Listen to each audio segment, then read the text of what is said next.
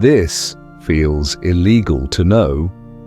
In July 1945, American soldiers found Nazi blueprints for a weapon that could vaporize your entire city from space using nothing but sunlight. But here's what will absolutely destroy your brain. The man who designed this death ray, NASA hired him. He helped put Americans on the moon. And by the end of this video, you'll know exactly why we now have everything needed to build his weapon and why that should terrify you. Let's put this in perspective. Picture your hometown right now. This mirror was designed to be 3.5 square miles wide. That's big enough to cover every single person you've ever met. And the man who thought of burning cities from space? America gave him a job. Let's see what happens next. Meet Hermann Oberth, 1929.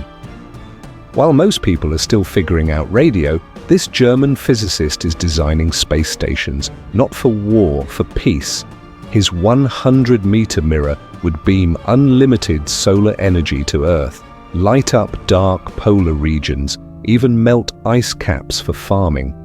Then came World War II, and the Nazis found his book. What they did next turned a dream of endless clean energy into humanity's most terrifying weapon concept. The Wehrmacht scientists didn't just copy Oberth's idea, they supercharged it. 3.5 square miles, that's 9 square kilometers, of polished metallic sodium floating 5,100 miles above Earth. To put this in perspective, this mirror could cover all of Central Park with room to spare.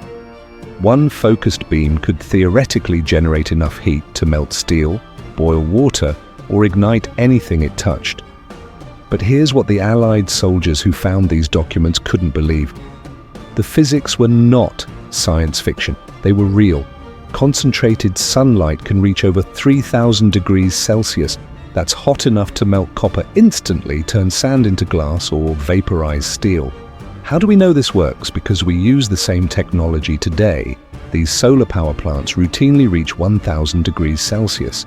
The Nazis just wanted to scale it up and aim it down. Now tell me, would you rather face a nuclear bomb or a space-based death ray? The answer might surprise you. The most disturbing part is not the weapon itself. It's how close they actually came to making it real. Here's where this story gets chilling. The team behind this space weapon was already launching rockets beyond the atmosphere. The V-2 rocket was the terror weapon of London in 1944, and it was secretly the first human-made object to reach space. Not Sputnik in 1957, not Explorer 1. It was this Nazi missile in 1944. Their logistics weren't fantasy either. Magnetic boots for spacewalking workers, hydroponic gardens for food, pressurized living quarters, supply rockets. These were not vague dreams, these were engineering specifications. But then the Allies discovered something that changed everything. May 1945, Germany surrenders. Allied forces storm German research facilities and uncover the Sun gun files. Life magazine breaks the story in July 1945, saying, German scientists had seriously planned to build a sun gun. This was the article that introduced America to space-based weapons. But here's what shocked the Allied interrogators most. When asked how long it would take to build, the German scientists said 50 to 100 years. 50 years from 1945 is 1995. 100 years is 2045. We built the International Space Station in 1998. We are already past their minimum timeline. But here's the plot twist that will keep you awake tonight. Hermann Oberth, the man who conceived the space death ray, was brought to America in 1955 as part of Operation Paperclip. His expertise in orbital mechanics, space construction, and life support systems did not disappear.